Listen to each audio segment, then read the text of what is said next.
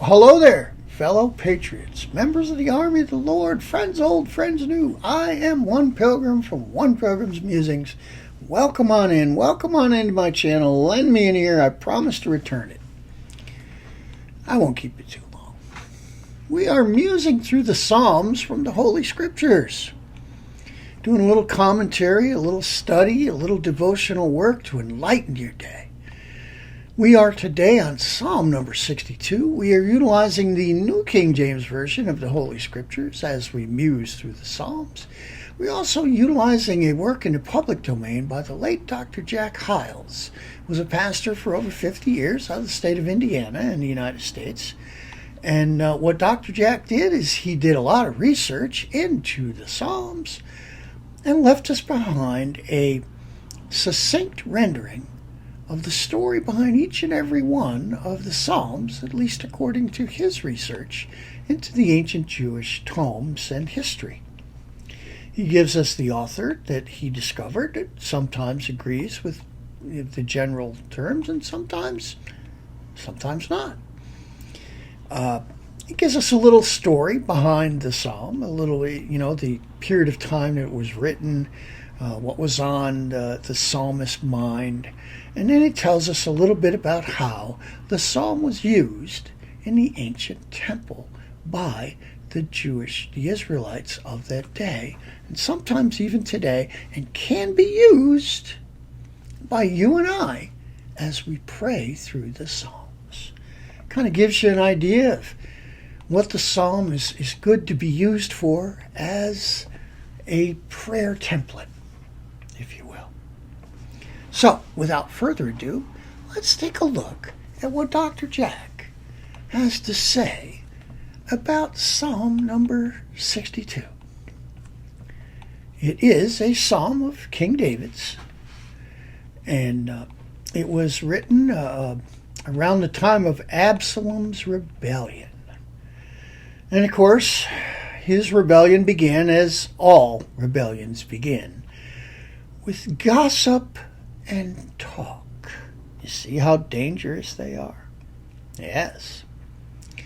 They start innocently enough, as did Absalom's, and then it spreads. Absalom was talking about the inefficiencies of his dad and how that he would judge the people better. He even insinuated that his dad was becoming senile. David, of course, began to hear bits and pieces of this gossip as it returned to him. Critical statements would leak back to the king.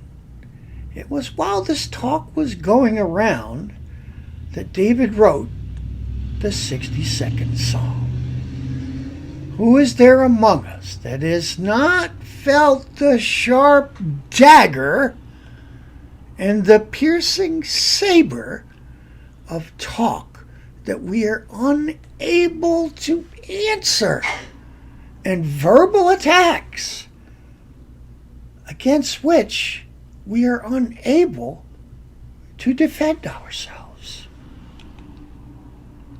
It's happened to all of us at least once. As a preacher of the gospel, this is that Dr. Jack says, as a preacher of the gospel for over a third of a century, I have felt the hurt and pain of untrue statements and unjust criticism. In my early days, I tried to trace it down, defend myself, and explain my side. But this just widens the wound. All we can do is do our best to be sincere, to love God, and to serve Him with all the heart, mind, body, and soul, and to let Him take care of our vindication. It's always difficult when such verbal attacks are labeled against any of us. It is more difficult when they come from those whom we love.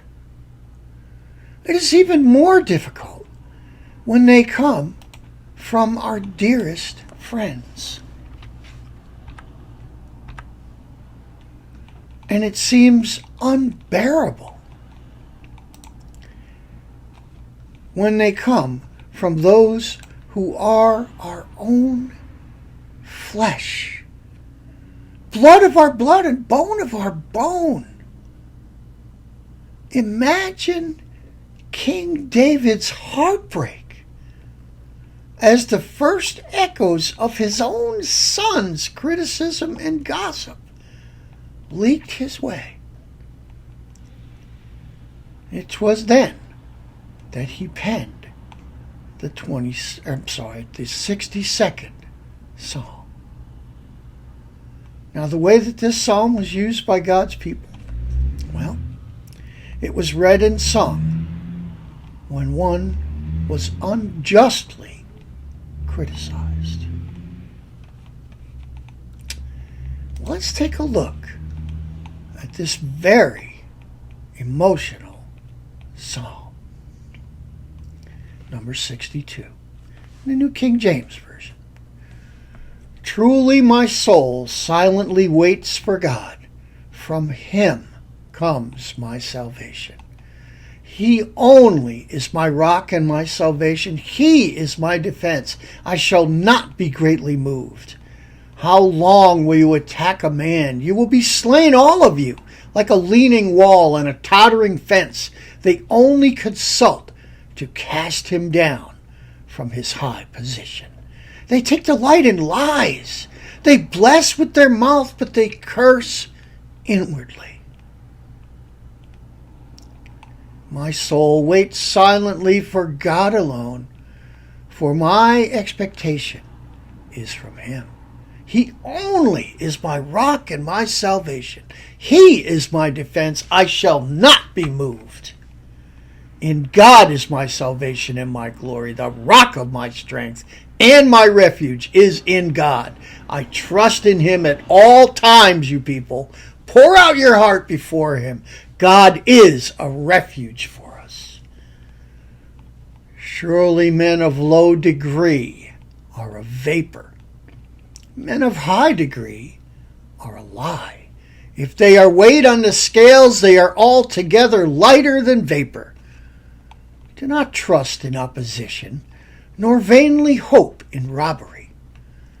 If riches increase, do not set your heart on them. God has spoken once. Twice I have heard this, that power belongs to God. Also to you, O Lord, belongs mercy. For you render to each one according to his work. So be it. The law of seed and harvest. We reap what we sow.